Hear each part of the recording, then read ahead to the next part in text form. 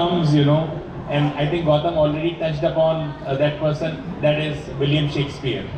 And when we are speaking about adaptations, Shakespeare is one name that often comes to mind because probably he's the one writer out there who has a maximum number of adaptations of his works. And when I say adaptations, I'm talking about theatrical adaptations, I'm talking about radio adaptations, I'm talking about film adaptations, I'm talking about all kinds of adaptations that you can hope for. And the thing with Shakespeare is that some adaptations of Shakespeare are known to be fabulous. They bag Oscars, they bag accolades, they are hailed as great adaptation. At the same time, some are dirts, some are very bad adaptations of Shakespeare, mostly forgettable. In fact, one golden nugget, that came to me while I was reading an essay by the great Satyajit Ray, Manikda, in his series of essays called Defocus. He said something very pertinent, something very, very, well observed. He said that when a non-native English speaker is adapting Shakespeare, he or she is always able to bring out the visual detail of Shakespeare better than most native English speakers. And I was a little surprised when he said that what he actually meant. Then in order to corroborate that and to further substantiate what he was saying, he gives the example of Kurosawa's Throne of Blood. And Throne of Blood is adaptation of Macbeth. And he says that Kurosawa, since he was a non-native English speaker, he was able to, see through the text. When you are reading Shakespeare, you are always in his flowery literal language, to be or not to be. But when you are a Kurosawa or when you are a Vishal Bhardwaj, you can see beyond that. So there is a particular scene in which the witches are in conversation with Macbeth, and Macbeth is asking, when will my reign as the king come to an end? And the witches say that your reign will come to an end when the cobweb forest will move towards the cobweb castle. So this is like, in a position of being Hiranyakashyap, कि मैं कब मरूंगा, मैं दिन में नहीं मर सकता, मैं रात में नहीं मर सकता, मैं आसमान में नहीं मर सकता, मैं धरती में नहीं मर सकता, मैं घर के अंदर नहीं मर सकता, मैं घर के बाहर नहीं मर सकता. But then the Lord Vishnu, he takes this nursing avatar and he is ultimately able to bring Hiranyakashyap to his end. Similarly, Macbeth's end was decided, but Kurosawa picked this up and he has a very beautiful scene in Throne of Blood wherein the castle is suddenly surrounded by a flock of birds. And we are perplexed what is happening. That is the sign that the forest has started moving. Why? Because the soldiers from the opposing army who are cornering the castle, they are camouflaging themselves with the leaves of these trees from the forest. And in that way the forest actually starts approaching the cobweb castle. So that is a visual detail that only a non-English speaker could have picked.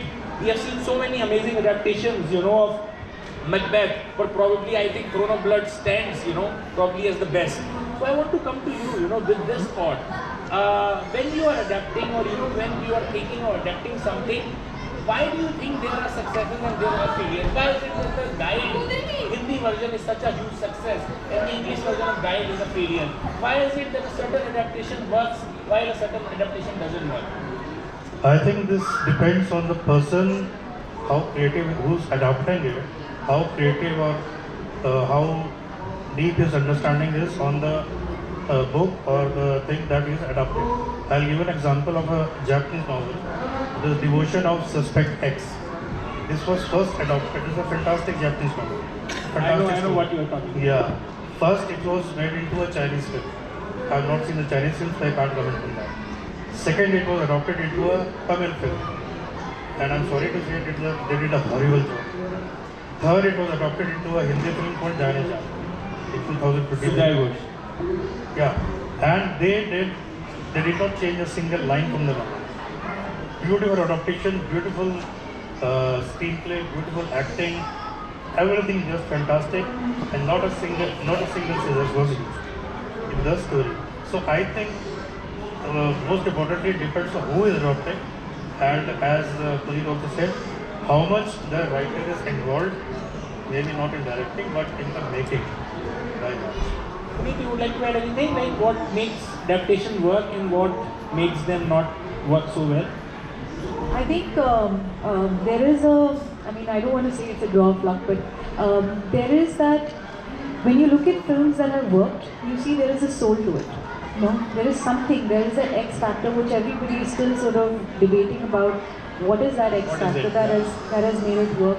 What is it that has it gotten to? And like I mentioned that like how Gautam mentioned about that there is a relatability.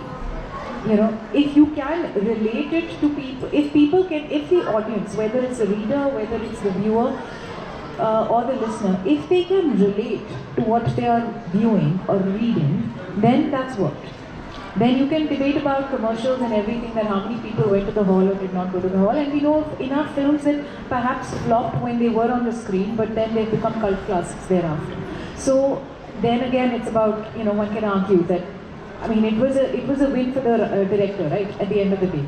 My point is that if the audience is able to relate to that adaptation, and that is something where somehow there is the element of the spirit which does work in those things. And I know it's not the most specific answer, but I think that is something I've seen in the films that I have enjoyed personally, and some of those films have not worked. Just to quickly give you an example, Luck by Chance is one of those, by Zoya Akhtar, Of course, yeah. is one of those films that I watched and I enjoyed. That And makes two of us. yes, and so when you watch that film, I feel that it's very relatable, it's very real. Even if I were somebody from the film industry. So I think, So, yeah, you want to... let me just yeah, quickly please, round off this point. So basically sometimes that film did not do really well. It took some time to come for her to even make it. But my point is that sometimes there are films that will actually, or adaptations that will tug at your heartstrings because they have related, and in adaptations they have spoken to the audience that they are catering to, and that is all that separates the ones that work from the ones that don't. Gautam, I would like your quick remark also. A quick one, just a quick one. What makes them work? What? I think one of the greatest adaptations जो आपने भी mention किया, Guide changed a lot of directors in Hindi, and it was a problematic R.K. film. Narayan. R.K. Narayan. So finally, legend has it. I don't know how true the story is, but it's a beautiful visual story. Dev Saab and Goldie Anand are sitting and having a drink and thinking कि यार ये guide कैसे बनाएंगे हिंदी में. So Devanand asks his brother कि Goldie कैसे बनेगी ये. So he gives him the book, कैसे बनेगी. So Goldie looks at the book, throws it out the balcony, and says ऐसे बनेगी. So to sum it up, it's what you want to say and how you want to say it. It's already been said earlier. You're just saying it in a different way. Beautiful. I think that is the perfect way to sum up this session. I think this is a beautiful, session brought together by the Oxford Bookstore. Thank you so much, for being a patient audiences. And I really want to thank my august panelists, for sharing deep insights about the different aspects of adaptations.